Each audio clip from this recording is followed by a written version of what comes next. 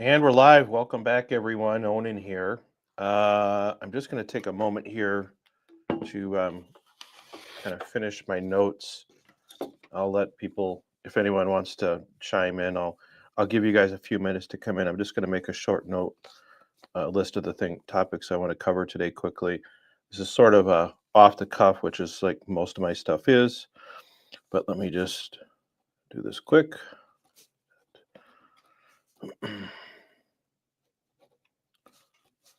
Let's see.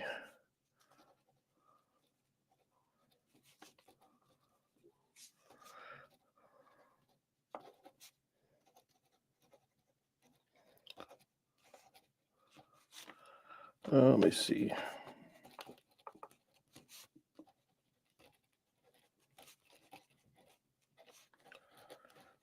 Okay. I think I got what I want to do here. So, welcome anyone who's tuning in. This was a just an impromptu thing. I hope this will be about 15 or 20 minutes or so, unless people show up and want to discuss. So, um, let me just say at the outset, as I'm not always as consistent about doing, is say, I'm not a theologian. I'm not a philosopher. Do not take any kind of moral or theological advice from me. I'm a Catholic man. I've been Catholic all my life. I consider myself a faithful Catholic. Been married 20 plus years. I have 9 kids. Never used contraception, any of that kind of stuff, but have observed what I think are some pretty glaring problems with the current state of the church's approach to Catholic marriage, chastity, all that kind of stuff. And it's something that I've kind of talked about a little bit in the past, but I really want to emphasize this point because I've had a lot of conversations with people from across the spectrum. For people that are, let's say, I would say, very extreme. I don't even want to say extreme, but very traditionalist, very right wing.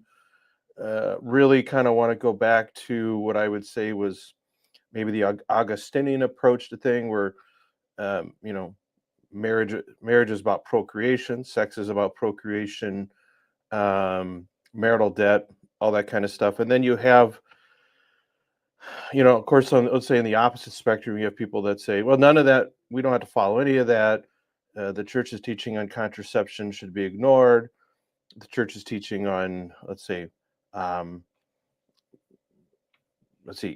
sexual relationships between gay people should be ignored. All that kind of stuff, I would say, is sort of on the other side of the spectrum. And I think you have a whole bunch of people in the middle. I hope you guys can hear me okay. If anyone could just chime in the comments saying you can hear me okay, let me know. I had some mic issues yesterday that I think I've resolved. So if you could just do that for me, that'd be appreciated. So you have everyone.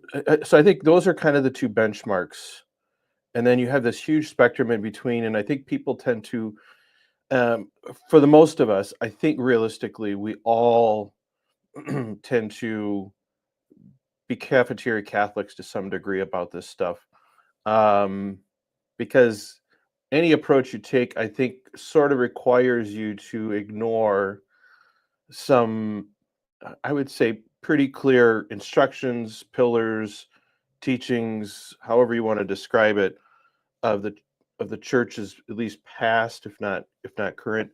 So here's some of the concepts that I think right now there is a lack of uniformity between these various teachings, which is why most of us just pick and choose some of them.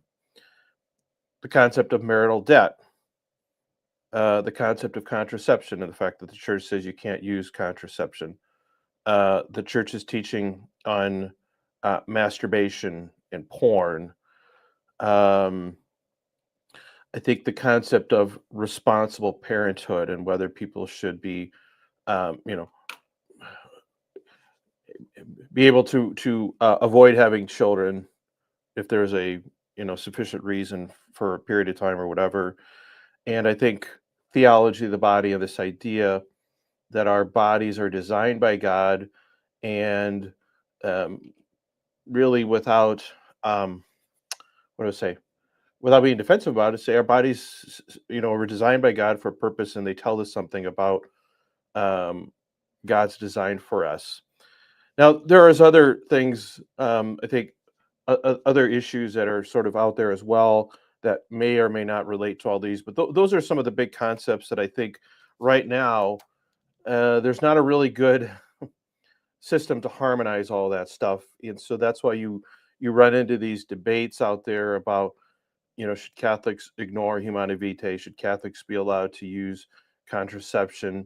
Does conscience, can you follow your conscience, et cetera, et cetera? Um, you have those out there that say Humanae Vitae was a big mistake. It was an aberration. Um, the last real word on this was Casti Connubii in the 1930s. You have, excuse me, people that some say we need to sort of give deference to give submission, intellectual and moral submission to the Catechism of the Catholic Church, the 1992 version. Some say we don't have to follow that. Is Humanae Vitae quote unquote infallible or not? Is Casti Connubii infallible? Does the Council of Trent and the Catechism of Trent, is that binding on us? You have this whole milieu of approaches to this, I think, all of which may have a certain level of validity to them, but at the end of the day, each of those approaches seems to have what I think are some glaring blind spots. And I'm not here to say that my approach doesn't have some blind spots, but I think if you just listen to me for a second, I think you might at least see how my approach probably harmonizes these things more than anything else. So what is my approach? So my approach is this. Um, the Conjugal Act, the sexual union of people is properly restricted to a married husband and wife, a validly married husband and wife, and that God designed the Conjugal Act to be you know a way that they consummate their union, that they come together and unify in a sort of the most profound way possible, and through that can and do produce children. Um, and my approach would be, if we treat the Conjugal Act as this sacred union that a married couple engages in freely and voluntarily and is open to life, that necessarily excludes a few things. Number one, it excludes the marital debt as it pertains to the Conjugal Act, but not to other things, as I'll get to in a moment. It necessarily excludes contraception, I would say, in all but, let's say, the most extraordinary circumstances. But I think for practical purposes, we could say my approach excludes the permissiveness of contraception. My approach would um, exclude the permission for sexual activity, at least, let's say, the most extreme form of sexual activity between non-married people, regardless of gender. Um, Porn, obviously. Masturbation, certainly by single people, and I would say married people under most circumstances. Um, and so my approach would be this: the Conjugal Act is a very profound experience for married couples to experience alone, by which they bring new life into the world, and that we treat that as sacred, and we don't tamper with that in terms of things such as contraception, sterilization, and um, even things that I would say are more natural, such as onanism, pulling out, stuff like that. So if we grant that, the question then is, okay, what about what the couple can and permissibly do outside of the Conjugal Act? Because that, I think, is really where the problems really arise. Is the traditional approach, really, among all those approaches, other than those I say on the extreme far left that would permit contraception and, let's say, gay marriage, sexual relationships, and things like that. But everyone short of that, I would say, more or less accepts the fact that you know, sex is reserved for marriage, and yeah.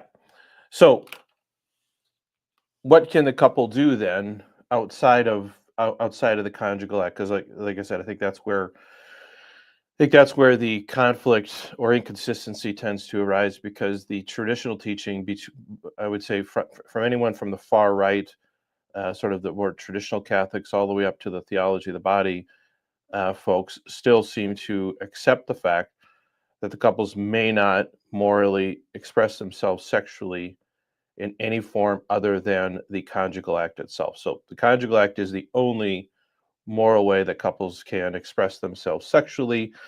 Any other acts, we use that term, don't really haven't really been very explicit about what that means, but for those that need a little more clarification of what that means, I would say any sexual acts between the couple that doesn't involve intercourse but results in sexual climax for one or both of them. Okay, that's what I mean by other acts. And I know from hearing from a lot of couples um, that there are a number of couples who, because of their um, I would say inability, but let's say their inability or unwillingness to sort of either adopt NFP or be totally abstinent, have sort of embraced that and brought it into their marriage, and I would say without hesitation and without reservation have said it is nothing but been nothing but positive for their marriage. So, um, so if the church were to, and I know people will disagree with me on this. The church has 2352, which I would say very clearly condemns masturbation for non-married people. It seems to condemn masturbation for married people, but if you look at the language and the way it talks about it, it's sort of muddy on that, but it's probably implicit from that. And I know that a lot of people, um, most people will say, well, that includes quote unquote mutual masturbation. That's where they would describe other acts as mutual masturbation. But it's not really defined in the catechism. And I think that more or less requires an interpretation that most of us don't really, that's not really how it's typically used. So at a bare minimum, if that's truly what the church, the catechism authors meant, they really didn't make it very clear. So there is, it seems at least, a lack of clarity one way or another in the catechism, let's say the 1992 catechism, as to whether other acts between married couples are permissible or not. And I will say I've spent a lot of time researching that. I think on the UCM channel we covered that on maybe episode 200, probably 6 months ago. Probably time for an update on that. But so let's say, let's hypothetically speaking, let's say the church permitted other acts between a married couple, consensual other acts between a married couple. What problems, if any, does that solve? Well, I think it solves pretty much all of the problems that we find pretty much present in all Catholic marriages. Um, First of all, let me throw a bone to the trads out there. I think it would, in some ways, validate the marital debt concept, to the extent that I think one could more plausibly argue that a married person has a marital right to other acts as opposed to the conjugal act, which is just a much more profound experience. It certainly makes the is a much more vulnerable situation for the wife, who stands to get pregnant and all that kind of stuff, which could be you know lead to her death, or the other children being left without a mom. And so if the marital debt were read to apply to other acts but not the conjugal act, I actually think one could argue that by virtue of your marriage, one spouse can invoke something akin to the marital debt as it pertains to uh, other acts that don't involve the conjugal act. So you could, in theory at least, acknowledge the marital debt, which has, existence in history is, I would say, far less emphasized to the point where it's essentially ignored in modern Catholic um, writings on this, from Humanae Vitae to Theology of the Body, et cetera, et cetera. Number two, I think it, for the most part, I think it really kneecaps the arguments people have for contraception, because you can say, yes, I understand that you want to embrace each other in the sexual union, but you don't want to get pregnant. Um, but you need to leave that alone, and you have alternatives. You have realistic alternatives um, to abstinence, to total abstinence, which, let me just be frank, I don't think that is a realistic option. Any kind of extended abstinence, at least, I don't think is realistic for very many people. People that want to do that, great. Hats off, good for you, go do that. But imposing that on everyone really is fairly unrealistic. And I don't think that people that struggle with that concept of any kind of extended abstinence, I think, are just too flippantly accused of being weak and slaves to their passions and all that kind of stuff. That's just nonsense. So I think you have a valid response to those who say we want to use the conjugal act with contraception by saying, here we have something. Yes, it's not the conjugal act. There is something not as fulfilling about that, but it allows you to to check off most of the boxes that people are looking for in the conjugal act: um, pleasure, sexual release, bonding, unity to some extent, depending on how you use that term. So it allows couples to maintain that intimacy and sort of satisfy some of those, I think, what I would say are physical needs as opposed to wants, um, outside the conjugal act. And I think probably offers the most compelling argument today against contraception than anything that's based on teleology and tradition and all that. That's my own personal view. Um, number three, and I would say three and four are porn and masturbation, because they often go hand in hand, pun intended. Um, there is, I would say, there are very few marriages, Catholic marriages, that don't, at some point in the marriage, involve one or both of these issues, and sometimes on a chronic basis. Okay. Um, and here's my theory on why that happens. And this doesn't explain everyone, but here's my theory on why it happens, and why they tend to go together. Is is men, especially men with what I would say a normal sex drive, have I would say, a physical need for sexual release that is, I would say, for most men, it's somewhere between 2 to 4 days. And I would say that is as close to a need as possible. Um, so you have this physical need for sexual release every, let's say, 3 to 4 days. Let's just say that. Uh, Obviously, with NFP, that's not possible, right? That, if you're limited to the conjugal act, and it's just not really practical at all in most settings. People that have families, jobs, travel, people get sick, postpartum, all that kind of stuff makes it impossible to, I would say, satisfy those physical needs with only the conjugal act, especially if there's no contraception involved. But I think even with contraception, there's still going to be periods of time where you simply can't make that happen, right?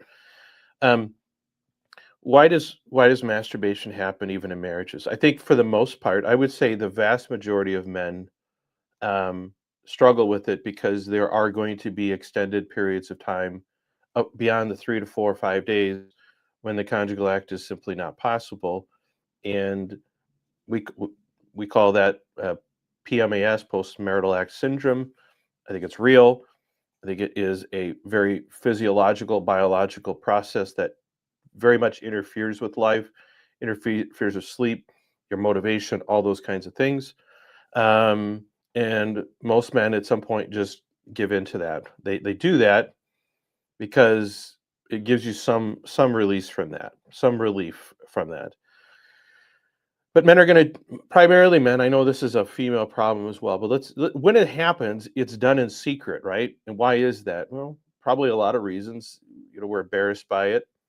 We're told it's wrong. We don't want our spouse to know, and so it's something that's done in secret. And more importantly, when it happens, if you follow the catechism, it's considered a grave matter. If you listen to the likes of Father Ripperger or any traditionalist priest, they're going to tell you it's a mortal sin and you're going to go to hell if you do it and you don't confess it. So you have that, right? You have that, and so you have I would say large groups of people, especially men, that are probably going to at some point in time surrender to that. Now they're to the point where, okay, now I've done something that I'm ashamed of. I've done something that's potentially a mortal sin. I can't come to communion. I can't let my spouse know about it. For a lot of guys, I think, because they're doing it in secret, they're not doing it w- with their spouse's participation. Some of them want or need some additional help, or they're like, "Well, I've already committed mortal sin. I've already got to go to confession. Why stop without using porn?" Right? I mean, I think there is just a very natural progression from solo to porn that happens in Catholic marriage because it is something that is frowned upon. It's done in secret, done in silence, done in shame, all that kind of stuff. And so I think they tend to go together. I think for most men, if given the option, if you said solo is, let's say, not to be desired, maybe it's even sinful, but porn, obviously, I think most of us understand is a grave matter, and you shouldn't be doing that. I think if you give most men the ability to choose, I think most men could do without porn much more easily than they can do without solo. If they're not if they're limited to the conjugal act with their spouse, that doesn't involve contraception. So I think, well, I wouldn't say you would eliminate that problem.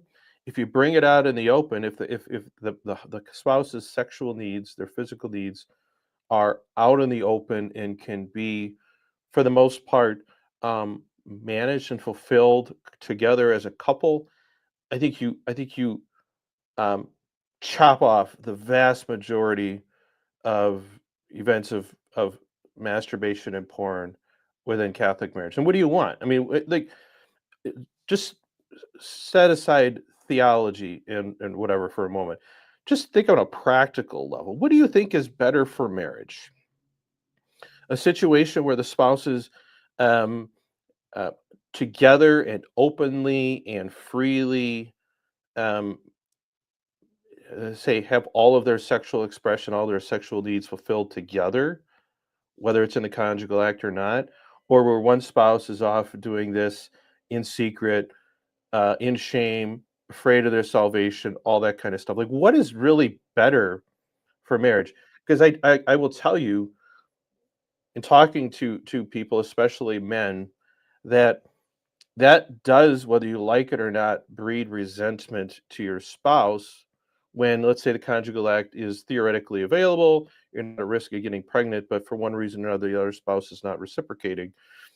It is just a recipe for disaster that I think plays out over and over and over again in Catholic marriage. So, my approach, if you were to make it clear that couples can and should engage sexually outside the conjugal act if they both desire, I think you could more or less eliminate or reduce to a minimum porn and masturbation within Catholic marriage. You're still going to have to deal with those issues outside of it, but within Catholic marriage, I think this is really the only viable solution to that problem.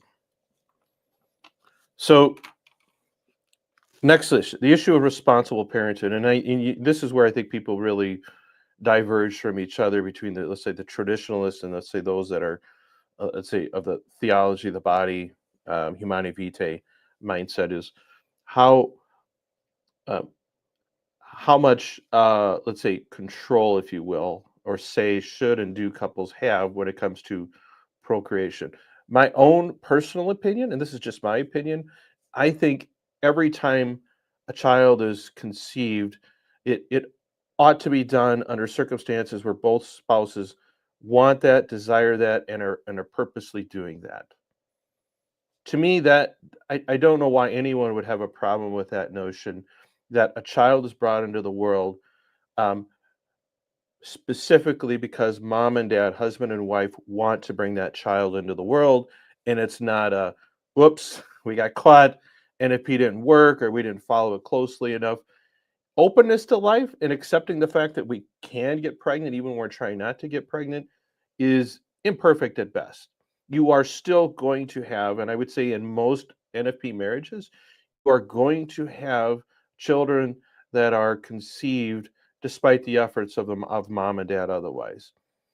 So I think I think responsible parenthood, purposeful parenthood is like really should be a pillar of Catholic sexuality, Catholic theology on marriage, and the only way you can do that is you either permit contraception, which in and of itself has a failure rate, but you either permit contraception or you permit other acts so that couples are not forced to, you know, endure NFP, the you know, the imperfections of it, the difficulties of it, the all that kind of stuff. I don't know that many people that use NFP where both spouses love it. I think it's a lot of marriages, one spouse likes it more than the other. I think a lot of Catholic wives like NFP more than their husbands. But even then, I think for the most part, most Catholic wives don't love NFP, if for no other reason than it kind of sometimes it makes them the gatekeeper.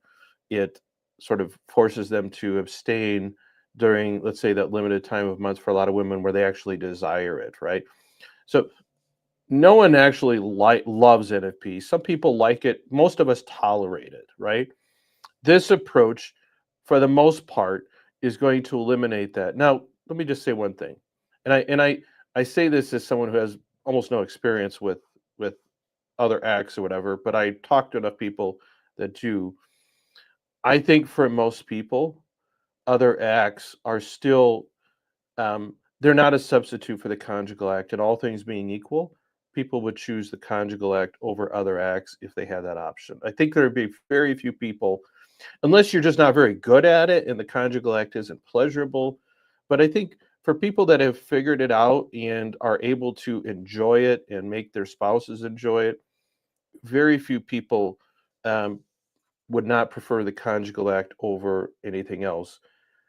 So I think to those who would who are afraid that, well, people will just stop having sex, people stop making babies. I don't think that's realistic. I don't think that's going to happen. And I would say that I think it's the part of it that clearly proves that is the fact that most people just use contraception. I would say that those that are okay with contraception, I would say probably are going to be very fine with other acts anyway. And if other acts were just as good, I think most of those people would just do other acts as opposed to contraception. So there's always going to be a sacrifice involved with other acts that is, a step down from the conjugal act, but at least it's bearable. At least it provides some value to the marriage as opposed to total abstinence, unless both just absolutely want that. If people want to be totally abstinent, go ahead. Like, great. Like, more power to you. But to impose that on everyone really creates an environment that for most people, they're just trying to endure it. They're not really thriving under it. The marriage is not thriving under it. The family is not thriving under it. It's just creating an atmosphere that is not good. It is something that is being tolerated, not something that is being productive to the marriage. And so this approach, um, you know, this approach gives couples an outlet, and if they decide to just go for it and engage in the conjugal act anyway, they can like, I mean, at that point, you're like, okay, like you really can't be surprised by the results. So I think it more or less makes parenthood um, completely purposeful and intentional in Catholic marriage. Now, I I know there are a number of people that follow my channel that say, well, we if we make it too easy, people will just stop having big families. Just think about what you're saying. What are you saying? You're saying that people are not otherwise predisposed to have a large family, so we more or less got to trick them or make it so difficult not to have kids that they just do it anyway. Do you have you ever just listened to how absurd that is? How absurd is it that we're going to more or less make it so difficult that people are going to unwittingly have families larger than they want, as opposed to just persuading people that, you know what, larger families are a blessing, children are a blessing, and then they'll do it anyway. Why would we not approach it from the standpoint of, let's show why large families are a blessing, and that people can choose that for themselves, and not everyone is going to, but at least those that can and can be persuaded to do that will do that. It will be entirely purposeful and intentional, and those that for one reason or another just don't feel like they can do that, don't feel like they're more or less being forced into having kids at a time when they're not ready to. So I just think, I don't know if people realize how absurd that approach is and how entirely ineffective that is in persuading non-Catholics or Catholics that are using contraception to adopt that approach. It's absurd on its face.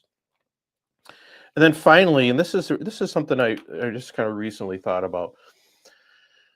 I think John Paul II's Theology of the Body, while not without grounds for criticism, was a huge step forward. I think it's a huge step forward, um, in terms of where we've been in the past. Casti Connubii and its not progeny, it's whatever came before it. Um, so I think at least John Paul II recognized we need to stop being ashamed of our bodies. We need to stop being ashamed of sexuality. We need to stop being ashamed of sexual pleasure and enjoyment, which was, like it or not, you read Augustine and even Aquinas and those, they view sex as something that's tolerated, not something to be celebrated, not something to be promoted and enjoyed. It's purely tolerated, and it's tolerated because we need more people. And that is not an exaggeration. That is not an overstatement of how they used to view it. And a lot of people still want to view it. And I just think, how is that in any way an attractive proposition for people? Like, who is going to be in the modern world? Who is actually going to adopt that? We can't even get people to really embrace NFP in any kind of large number. No one is going to go for that, nor should they. So I think John Paul II, you know, normalizing sexuality and recognizing it as God's design, not the product of the fallen world, I think was a step forward. But he still left. I think he still had to cling to some old ideas that I think um, don't make a lot of sense. You know, it is clear. I don't think I think it's undisputable that there are. Well, let me step back before I do that. It is clear to me, having studied the history of this stuff, that those who, if you go back even 300 years, when you go back a century, people, and this includes clergy, this includes the great philosophers and theologians, did not understand basic biology.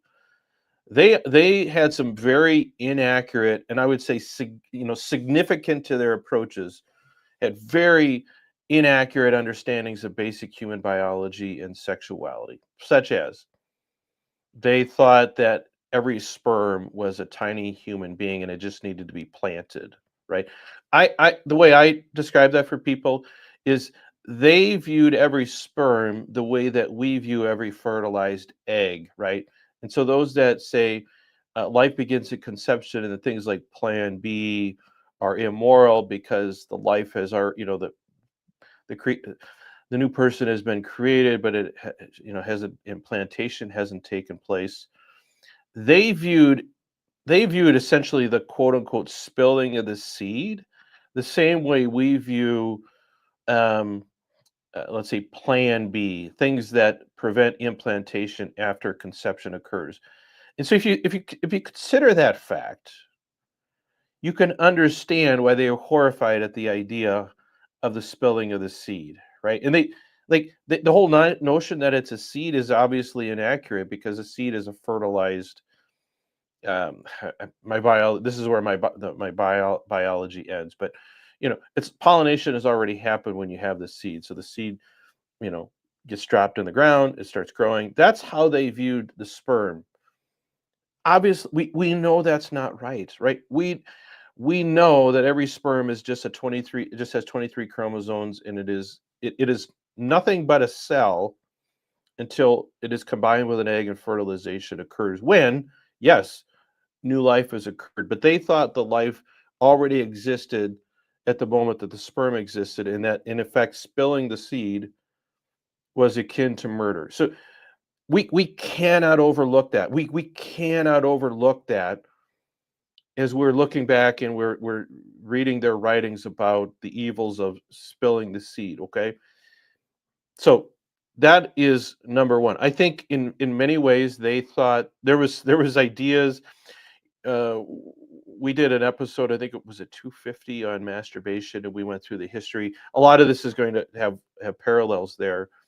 You know, the what was in the 1600s, 1700s, there was this all these physical maladies, ailments, uh, all these things that they attributed to masturbation, for example, which are clearly not right. Right, like they're clearly debunked.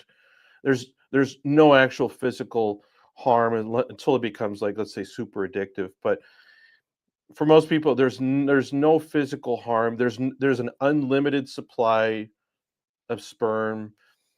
A man that, let's say spills his seed in the morning can still get his wife pregnant at night. Like in the past, they thought there was a finite supply of that, right?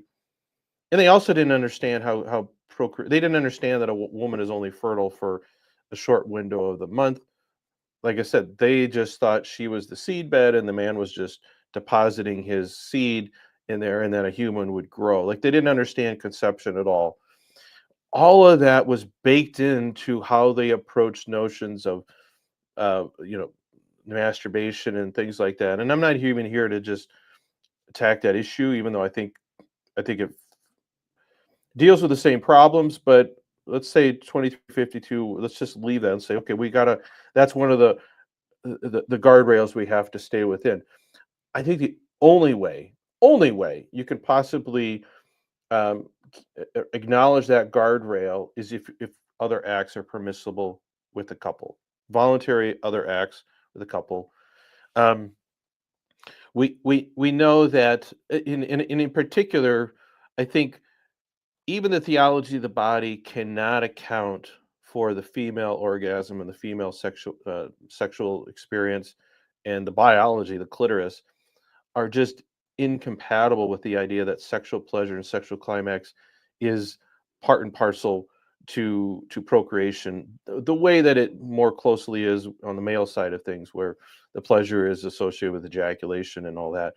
But if you look at just a female body, the clitoris, where it's outside the body. It I would say for the most part is um, not really useful during intercourse itself, right? Like, it typically is useful before or after, outside of it, right? Why is it there? The only purpose of the clitoris is sexual pleasure, right?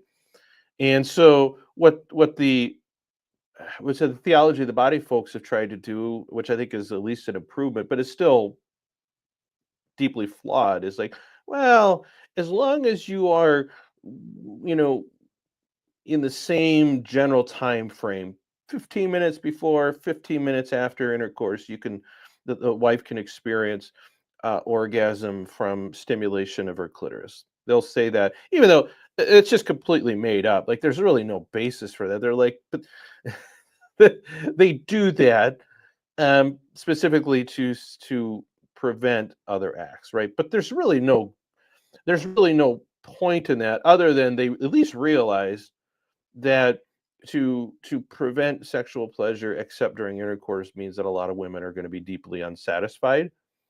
And so a lot of women, I think a lot of Catholic wives especially like theology of the body because it at least gives them an opportunity to experience sexual pleasure, sexual climax, even during the conjugal act, but it involves non-intercourse stimulation before or after, right? So at least they've opened the door for that, but they really don't have an explanation for why it has to be 10 minutes before, 15 minutes before, 20 minutes. Why is the cutoff? And then so then the question is, well, if if there's not really a logical reason why a woman's climax has to happen during the conjugal act, why the man? Like, right? I think they feel like they can't create an inconsistent standard. So because we can't allow men to do it, well, sorry, ladies, we're going to limit you to 15 minutes before, 15 minutes after. I mean, it is kind of a cobbled together mess that happens when you are going to stick to the idea that other acts are not permissible. My approach eliminates all that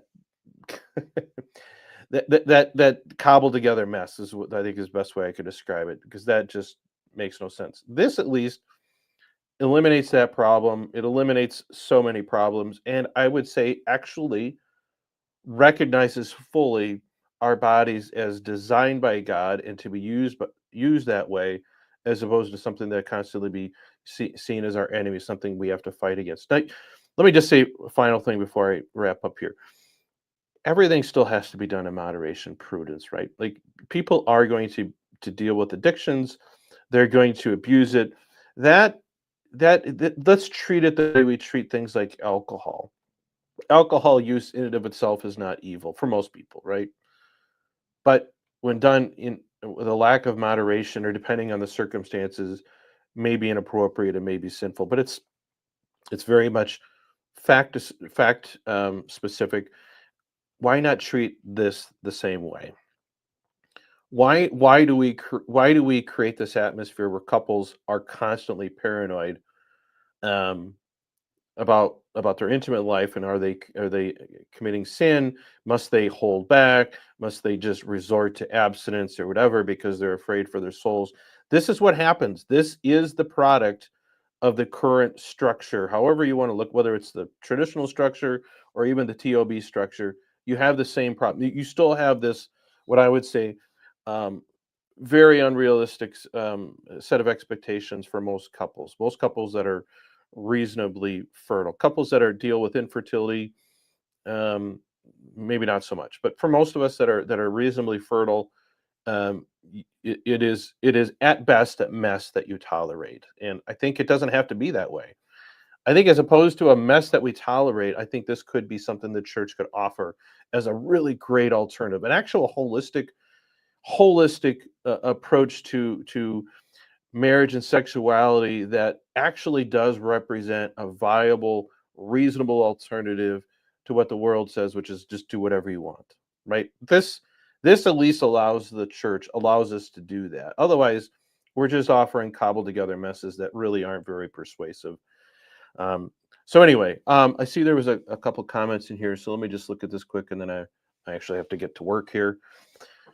So the question is, do you think this topic is at all part of the study groups from the Synod on synodality? They have reports to the Pope Francis due in June. Well, and then it says there is one group that is tasked with the topic of generating families or something like that. I hope so. I'm not holding my breath. I mean, honestly, honestly, this is what we need. We need something to study this issue in the same way that the issue of hormonal birth control was studied by the commission for a couple of years before Humanae Vitae. I'm not gonna. I have my thoughts on that, but at least the Holy Father gave the appearance of allowing this issue to be studied, and it involved theologians and non-theologians alike. It involved married couples, although they were, I think, uh, I don't think it was a very good and reflective snapshot of most Catholic marriages, but at least they allowed them to have their input. This is what we need. Like, we literally need someone to sit down and address this topic. And what's so elegant about my approach is this. I firmly believe, and I know people disagree with me, I firmly believe that at best, this is sort of undecided by the catechism and church teaching. Some would go so far as it's clear from the absence of treatment of other acts that the church allows it. I'm actually not that. I'm a little more pessimistic about that. I think this is probably more of an oversight. And I'll fully acknowledge that I think probably if the authors had treated this issue, they probably would have said no to it. But I don't know. I don't. There's no evidence. There's no evidence that anyone has actually sat down to address this particular concept in any meaningful way. And I would say there's no evidence they involve actual people, married couples. I think it should happen because I think this may be the church's only real way to deal with these messes and crises that happen in almost every Catholic marriage because the whatever rule you follow for most Catholics involves something that is just not realistic, not practical for most people to follow, or if they try following it, they're going to either fall constantly, they're going to be in the confessional constantly, and or they're going to end up with way more kids than they want to have or maybe should have, right? So this, I hope that someone will take up this cause, and I would be more than happy to sit down and share my story and my thoughts with anyone who will listen. But at this point, there's no evidence anyone wants to listen. But it would allow you to not have to, let's say, formally repudiate the marital debt. It would allow you to avoid having to, let's say, um, withdraw Humanae Vitae and allow contraception. Because I think even if the church wanted to, there's no way that's going to happen. They they could have possibly gotten away with it in Humanae Vitae, but they didn't. So I think that ship has sailed. Like that, there is no coming back from that. I think 2352. I I, I think I don't think there's anyone who wants to touch that. Yes, pun intended. Uh, They're not going to repudiate that. They've kind of created some softening language in the second paragraph of 2352, but it's not really very helpful in practice. It doesn't really help the penitent. So I just think no one's going to touch that, and they're not going to come out and say, you know what, time out, we got that wrong, because they've been creating paranoid men and women since forever in and out of the confessional over this issue, and for the same reason they weren't going to overturn Casti Connubii when Humanae Vitae came out. I just don't foresee anyone actually coming out and just repudiating 2352 at best. And this is, I think, what happens is they more or less just ignore it. And if you get in the confessional, I think for the most part, priests acknowledge it. They may give you some admonition, but for the most part, guys come in and out. Same thing over and over again. The priest gives them a few Hail Marys, and they go out, and then they see him in a couple weeks. Like that's how it's treated. I think most of those guys would get off of that hamster wheel if they um, could, in good conscience, um, have other acts with their wives. I truly believe that. So I hope that we can draw enough attention to this. I would I would love an audience with a pope, but I'm realistic about it. But give me a bishop, give me anyone.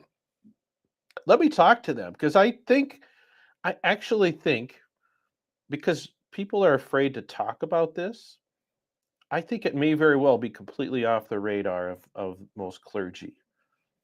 And I, I want to change that. I want them to understand people are still suffering greatly. And I think there's an opportunity here, and maybe this is the final chapter of Theology of the Body. I think it actually could be.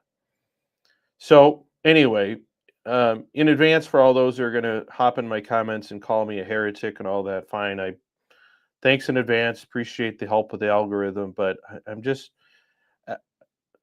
just being very transparent here. I think I've acknowledged what the church says about various things.